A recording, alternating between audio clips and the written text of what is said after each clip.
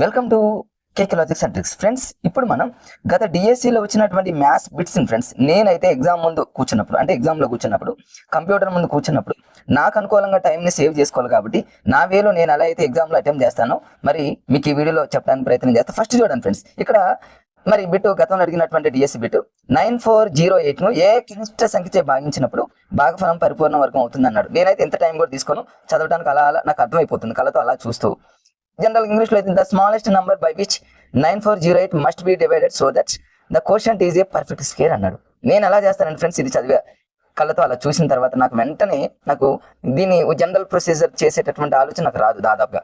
అంటే జనరల్గా మనం మ్యాథ్స్ బిట్ చేసేటప్పుడు ఫ్రెండ్స్ జనరల్గా చూడండి, కాన్సెప్ట్ని ఫస్ట్ మనం అర్థం చేసుకోవాలి. ఆ కాన్సెప్ట్తో కూడినటువంటి లాజిక్స్ కానీ ట్రిక్స్ని కానీ అలా మనం యాడ్ చేసుకుంటూ పోవాలి. మరి 9408ని ఏ కనిష్ట సంఖ్య అనుగుణంగా నేను ఏం చేస్తానంటే డిజిటల్ సమ్ని యూజ్ చేస్తాను ఫ్రెండ్స్. మ్యాక్సిమం నేనైతే డిజిటల్ సమ్ని గతంలో యూజ్ చేశాను. నేను డిఎస్సి నాకు జాబ్ వచ్చినప్పుడు ఇప్పుడు కూడా అదే విధానాన్ని ఫాలో అవుతూ కాన్సెప్ట్ని కూడా అర్థం చేసుకోవాలి ఫ్రెండ్స్. మరి 9408 ఏం చేస్తామంటే ఫ్రెండ్స్, ఇక్కడ 9 అనేది డిజిటల్ సమ్లో తీసేస్తాం, మనందరూ తెలుసు. ఇక రిమైనింగ్ ఎంత ఉందంటే ఫ్రెండ్స్ 48ని యాడ్ చేస్తే 12 వస్తుంది. 12 అంటే దాన్ని మళ్ళీ డిజిటల్ సమ్ చేస్తే ఏమవుతుందంటే 3. అంటే 3. ఈ 3ని మనకి ఇచ్చినటువంటి 4 ఆప్షన్లో ఏ నంబర్తో డివైడ్ చేస్తే అది పర్ఫెక్ట్ స్క్వేర్ అవుతుందో చూసుకోవాలి. అంటే 3ని 2తో డివైడ్ చేయాలి, 3ని 3తో డివైడ్ చేయాలి, 3ని 6తో డివైడ్ చేయాలి, 3ని 7తో డివైడ్ చేయాలి. ఆ చేయగా వచ్చినటువంటి నంబర్ పరిపూర్ణ వర్గం అంటే పర్ఫెక్ట్ నంబర్ కావాలంటే అక్కడ డిజిటల్ సమ్ ఒక రూల్ ఉంది ఫ్రెండ్స్. అది జనరల్గా అందరికీ తెలిసిన కాన్సెప్ట్ అనమాట.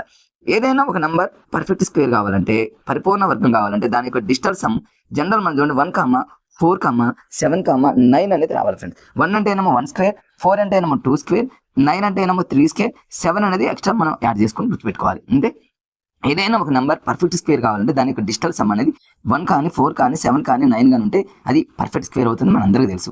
అంటే చూడండి, ఇంతకుముందు నాకు డిజిటల్ సమ్ 3 వచ్చింది ఫ్రెండ్స్. 3ని 2తో డివైడ్ చేస్తే 1 రాదు, 3ని 3తో డివైడ్ చేస్తే 100% 3/3 అంటే 1 వస్తుంది. కాబట్టి అది మ్యాక్సిమం రైట్ అయ్యేటటువంటి ఛాన్సెస్ ఉన్నాయి. ఇంకా చూద్దాం, 3ని 6తో అంటే ఇక్కడ ఫ్రాక్షన్ వస్తుంది, అది పాసిబుల్ కాదు. 3ని 7తో అసలు పాసిబుల్ కాదు. అంటే నాకు చూడండి, నేను చూసేటటువంటి విధానం, నేను చేసేటటువంటి విధానం ఎలా ఫ్రెండ్స్ అంటే ఒక బిట్ని మనం చేసేటప్పుడు కాన్సెప్ట్ని ఫస్ట్ మనం అర్థం చేసుకోవాలి. నాన్ మ్యాథ్స్ బ్యాక్గ్రౌండ్ ఎవరైతే ఉన్నారో నేను వాళ్ళకి ఇచ్చేటటువంటి సలహా ఏంటంటే ఫ్రెండ్స్, టెక్స్ట్ బుక్ అనేది ప్రామాణికం. అంటే 3rd క్లాస్ నుంచి 8th క్లాస్ వరకు ప్రతి బిట్ని కూడా టెక్స్ట్ బుక్ని తీసుకుంటూ సైకాలజీని పిఐని చదువుతున్నట్లే లైన్ టు లైన్ అనమాట. కాన్సెప్ట్లో ఉన్న ప్రతి దాన్ని కూడా లైన్ టు లైన్ టెక్స్ట్ బుక్ని ఫాలో అవ్వండి ఫ్రెండ్స్. ఇంకే మెటీరియల్ కూడా అవసరం లేదు. మరి టెక్స్ట్ బుక్ని పర్ఫెక్ట్గా చదివిన తర్వాత మెటీరియల్ చూసుకోండి. మెటీరియల్ కూడా మరి కొన్ని మెటీరియల్ అనేవి మరి కొన్ని కాన్సెప్ట్ అనేది కొంచెం ఈజీ వేలో మీకు అర్థమయ్యేటట్టు రాస్తారు. కాబట్టి మెటీరియల్ చూడండి, ప్లస్ టెక్స్ట్ బుక్ని చూడండి, కాన్సెప్ట్ బాగా అర్థం చేసుకుంటూ కాన్సెప్ట్కి అనుకూలంగా మనం లాజిక్స్ కావచ్చు, ట్రిక్స్ కావచ్చు, రెండు ఫాలో అవ్వాలి ఫ్రెండ్స్. ఓన్లీ కాన్సెప్ట్ ఫాలో అయితే మనం ఫాలో అవ్వలేం. ఇది చూడండి, ఇది కాన్సెప్ట్తో దీన్ని చేస్తే ఆన్సర్ వస్తుంది, కానీ చాలా టైం తీసుకుంటుంది. కాబట్టి టైమర్ అనేది చాలా ఫాస్ట్గా అయిపోతుంది కదా ఫ్రెండ్స్. ఇట్లా లాజికల్గా చేయాలండి. Concept plus logic and tricks రెండింటిని యాడ్ చేయాలి. టెక్స్ట్ బుక్లో ఉన్నటువంటి ప్రతి బిట్ను కూడా మీరు లైన్ టు లైన్ చదవండి. నాన్ మ్యాథ్స్ అనేటటువంటి ఆలోచన కూడా మీకు ఉండదు ఫ్రెండ్స్. ఇది నేను చేసేటటువంటి విధానం. మీకు ఎక్స్ప్లెయిన్ చేయడానికి ఇంత టైం పట్టింది, కానీ ఎగ్జామ్లో మీరు కూర్చొని కొంచెం ప్రాక్టీస్ చేయండి. నేను జనరల్గా ఏం చేస్తాను చూడండి, ఎంత ఫాస్ట్ చూడండి. ఇదే బిట్ ఎగ్జామ్లో ఉన్నప్పుడు మీరు సిస్టమ్ ముందు కూర్చున్నప్పుడు జనరల్గా ఇలా చూడగానే పర్ఫెక్ట్ స్క్వేర్ కావాలంటే మీకు మైండ్లో 1, 4, 7, 9 అనేది గుర్తుపెట్టుకుని సరిపోతుంది ఫ్రెండ్స్. డిజిటల్ సమ్లో 9 వస్తే దాన్ని తీసేస్తాం. ఇక 8, 4 అంటే యాడ్ చేస్తే 12 వస్తుంది. 12ని యాడ్ చేస్తే 3 వస్తుంది. 3తో డివైడ్ అనుకోవడం కళ్ళతో అలా చూసుకోవటమే. ఒకవేళ ఇక్కడ సింగిల్ డిజిట్ ఇచ్చాడు కాబట్టి సరిపోతుంది. ఒకవేళ సింగిల్ డిజిట్ కాకుండా 2 డిజిట్స్ 3 డిజిట్స్ అలా ఇచ్చాడు, వాటిని కూడా యాడ్ చేసుకోండి. యాడ్ చేస్తున్నటువంటి నంబర్ని దేంతో అయితే డివైడ్ చేస్తే 1, 4, 7, 9 వస్తుంది, దట్ ఈస్ రైట్ సార్. ఇక్కడ 3ని 3తో డివైడ్ చేస్తే 1 వస్తుంది, కాబట్టి ఆన్సర్ 3 అంతే ఫ్రెండ్స్. చాలా ఉన్నాయి కదా, ప్రీవియస్ బిట్లో మీరు ప్రాక్టీస్ చేయండి, మీకు చాలా ఇలాంటివి మీకు కనిపిస్తూనే ఉంటాయి ఫ్రెండ్స్. అదొకటి. నెక్స్ట్ ఇంకా చూద్దాం. ఒక లెక్క చూడండి ఫ్రెండ్స్, ఇక్కడ గత డిఎస్ఎల్ అడిగినటువంటి మ్యాథ్స్ బిట్, ఇదే బిట్ మనకి ఎగ్జామ్లో వచ్చినట్లయితే మనం ఎలా ఫాలో అప్ అవ్వాలి. 68600 అనేటటువంటి సంఖ్య పరిపూర్ణ ఘనం అంటే పర్ఫెక్ట్ క్యూబ్ అవ్వాలంటే గుణించవలసినటువంటి క్లిష్ట సంఖ్య అన్నాడు. అంటే the smallest number but by which 68600 must be multiplied to get a perfect cube is అన్నాడు ఫ్రెండ్స్. అంటే పర్ఫెక్ట్ స్క్వేర్ కాదు ఫ్రెండ్స్, పర్ఫెక్ట్ క్యూబ్ అన్నాడు. మన మైండ్లో డిజిటల్ సమ్ అనేది పర్ఫెక్ట్ స్క్వేర్ అయినప్పుడు మరి మనం చూసాం పర్ఫెక్ట్ స్క్వేర్ కావాలంటే 1, 4, 7, 9 ఎక్కడైతే దాన్ని డిజిటల్ సమ్ వస్తుందో అది పర్ఫెక్ట్ స్క్వేర్ అవుతుంది. మరి ఇక్కడ పర్ఫెక్ట్ క్యూబ్ అన్నాడు కదా ఫ్రెండ్స్. పర్ఫెక్ట్ క్యూబ్ యొక్క డిజిటల్ సమ్ ఎలా గుర్తుపెట్టుకోవాలంటే 1, 8 అంతే ఫ్రెండ్స్. 1 అంటే 1 క్యూబ్, 8 అంటేనేమో 2 క్యూబ్ అంతే. 1 క్యూబ్ అంటేనేమో 1, 2 క్యూబ్ అంటేనేమో 8. అంటే ఏదైనా ఒక నంబర్ పర్ఫెక్ట్ క్యూబ్ కావాలంటే దాని యొక్క డిజిటల్ సమ్ ఏం గుర్తుపెట్టుకుంటారంటే 1,8. ఇది చూడండి దించేద్దాం డిజిటల్ సమ్. 6 8 అంటేనేమో 14, 14 6 అంటేనేమో 20 ఫ్రెండ్స్. ఈ 20ని మళ్ళీ డిజిటల్ సమ్ గా మనం చేసినట్టయితే 2 వస్తుంది. మరి బిట్లో వాడు ఏమన్నాడంటే ఈ 2ని దేంతో మల్టిప్లై చేస్తాయి, అక్కడ 1,8 వస్తుంది, అదే ఆన్సర్. అంతే, నేను అలానే చూస్తా, అలానే చేసేస్తా. అంటే 2ని మనకు వచ్చినటువంటి ఇక్కడ డిజిటల్ సమ్ 2ని 2తో మల్టిప్లై చేస్తే, ఈ 2తో మల్టిప్లై చేస్తే 4 వస్తుంది ఫ్రెండ్స్. 4 అనేది మనకి డిజిటల్ సమ్ లేదు, ఇక్కడ లేదు. 2ని 3తో మల్టిప్లై చేస్తే ఇక్కడ 2 3 జార్ 6 ఇక్కడ లేదు, ఇది కరెక్ట్ కాదు. 2 5 జార్ ఫ్రెండ్స్, 2 5 జార్ 2 5 జార్ అంటే 10, దాని యొక్క డిజిటల్ సమ్ 1 వచ్చింది కాబట్టి ఎస్ వచ్చేసింది. అంటే ఈజీ ఫ్రెండ్స్, ఈ వేలో చేయండి అంతే. ఇలాంటి లెక్కలే కదా ఫ్రెండ్స్ డిజిటల్ సమ్కి సంబంధించి చాలా అనమాట. ఎంత కష్టమైనటువంటి లెక్క అయినా కూడా ఒక్క డిజిటల్ సమ్తో చేసేయచ్చు. ఇది కాన్సెప్ట్తో మరి మంచిగా అర్థం చేసుకుంటే డిజిటల్ సమ్ని ఎలాంటి లెక్క అయినా కూడా ఈజీగా చేసేటటువంటి అవకాశం. ఇది కాన్సెప్ట్ని చదివేటప్పుడు కూడా లాజికల్గా చదవాలంటానికి ఇది మీకు చెప్పబోయేటటువంటి ఒక లాజిక్ ఫ్రెండ్స్. నేను ఎగ్జామ్కి ప్రిపేర్ అయ్యేటప్పుడు, డిఎస్సికి నేను ప్రిపేర్ అయ్యేటప్పుడు ఫ్రెండ్స్, మరి కాన్సెప్ట్ని అర్థం చేసుకుంటూ దాన్ని కూడా లాజికల్గా అర్థం చేసుకుంటూ కాన్సెప్ట్తో కూడినటువంటి లాజిక్ నేను అప్లై చేయడం జరిగింది. అంటే ఎక్కడైతే మనకి బిట్, ఫర్ ఎగ్జాంపుల్ ఇక్కడ హిస్టోగ్రామ్ నందు ఉండునది అన్నాడు ఫ్రెండ్స్. దీని ఇంగ్లీష్లో కూడా అందరికీ తెలుసు హిస్టోగ్రామ్ కన్సిస్ట్ ఆఫ్ అన్నాడు. హిస్టోగ్రామ్ నందు ఉండునది అనగానే మన అందరికీ తెలుసు దీర్ఘ చతురస్రాలు, రెక్టాంగులర్ ఇస్ కరెక్ట్ ఆన్సర్. మరి రెక్టాంగులర్ని ఎలా గుర్తుపెట్టుకోవాలంటే నేను చదివేటప్పుడు కూడా కన్ఫ్యూజ్ కాకుండా ఉండడానికి హిస్టోగ్రామ్ అనేటటువంటి పదాన్ని హిస్టరీ లాగా మనకి చూడండి, మన సబ్జెక్ట్కి అనుకూలమైనటువంటి కాన్సెప్ట్. అంటే హిస్టోగ్రామ్ అనేటటువంటి పదం మరి నేను ఒక నాన్ మ్యాథ్స్ స్టూడెంట్ లాగా నేను అనుకున్నట్లయితే హిస్టోగ్రామ్ అనగానే లాగా నేను భావించినట్టు మనకు తెలుసు హిస్టరీ అని, పాలిటీ అని, ఎకానమీ అని, జాగ్రఫీ అని మనందరికీ తెలుసు. ఈ హిస్టరీ అనేటటువంటిది చాలా దీర్ఘంగా ఉంటుంది కదా ఫ్రెండ్స్. చూడండి మరి వరల్డ్ హిస్టరీ అని, ఇండియన్ హిస్టరీ అని, ఏపీ హిస్టరీ అని, తెలంగాణ హిస్టరీ అని, ఆ హిస్టరీ అనేది చాలా లాంగ్గా ఉంటుంది, దీర్ఘంగా ఉంటుంది. కాబట్టి నేను అలా గుర్తుపెట్టుకోను. ఎప్పుడైనా నేను హిస్టోగ్రామ్ అనంగులోనే నా మైండ్లో వెంటనే హిస్టరీ నాంగులోనే దీర్ఘంగా ఉంటుంది కాబట్టి అంతేగాని హిస్టోగ్రామ్ అనేది మనందరూ తెలుసు. ఇట్లా మరి అవన్నీ ఉంటే మనందరూ తెలుసు. హిస్టోగ్రామ్కి సంబంధించి మ్యాథ్స్ వాళ్ళకి కాన్సెప్ట్ అర్థమవుతుంది, కానీ మరి అది కూడా ఒక్కొక్కసారి కన్ఫ్యూజ్ అవుతాం అనేటటువంటి ఆలోచనతో నేను కాన్సెప్ట్ని కూడా ఇలా లాజికల్గా చదువుకున్నా ఫ్రెండ్స్. మీరు కూడా అలా చదవాలనేటటువంటి ఉద్దేశంతోనే ఈ బిట్ని మీకు ఒకసారి చూపెట్టాను, ట్రై చేశాను ఫ్రెండ్స్. ఇంకొక ప్రీవియస్ మ్యాథ్స్ బిట్ చూడండి ఫ్రెండ్స్. ఇలాంటి వాటికి జనరల్ ప్రొసీజర్ చేయండి ఫ్రెండ్స్. ఒకవేళ టైం తక్కువగా ఉన్న టైంలో మనం ఎగ్జామ్లో కూర్చున్నప్పుడు తెలుస్తుంది ఫ్రెండ్స్ ఆ బాధ అనేది. బయట వాళ్ళకి జనరల్గా తెలియదు, మనం బయట ఉన్నప్పుడు కూడా మనకు కూడా తెలియదు టైం సరిపోతుందని అనుకుంటా. సిస్టమ్ ముందు కూర్చున్నప్పుడు టైమర్ అనేది చాలా ఫాస్ట్గా, ఎందుకంటే మన చూపు ఆ టైమర్ మీద ఉన్నప్పుడు ఫాస్ట్గా సెకండ్లన్నీ కదులుతూ ఉన్నప్పుడు మనకి గుండె లబ్డబ్ అనేటటువంటిది మరి ఎంత స్పీడ్గా కొట్టుకుంటుందో, అలాంటి టైంలో టైం లేని టైంలో ఇట్లాంటి దాన్ని చేసే టైం లేనప్పుడు కూడా లాజిక్ యూజ్ చేయాలి, తప్పదు ఫ్రెండ్స్. ఎందుకంటే ఇక అయితే అటు సైడ్ లేకపోతే ఇటు సైడ్ అన్నట్టు చేసేయాల్సిందే. ఇప్పుడు దానికి మరి ఎగ్జాంపుల్కి ఈ బిట్ 14 మిల్లీమీటర్ల వ్యాసార్థం గల వృత్త వైశాల్యాన్ని కనుక్కోండి. అంటే ది ఏరియా ఆఫ్ సర్కిల్ కనుక్కోవాలి ఫ్రెండ్స్. అంటే ఒక రేడియస్ ఇచ్చాడు, ఆ రేడియస్కి ఏరియా ఆఫ్ మరి సర్కిల్ కనుక్కోవాలంటే మనందరికీ తెలుసు. ఫార్ములా వచ్చేసి A = 5r² రాస్తాము. 5 అంటేనేమో 22/7 రాస్తాము. r² అంటేనేమో r అంటే ఆల్రెడీ 14 mm ఇచ్చాడు కాబట్టి 14 × 14 రాస్తాము.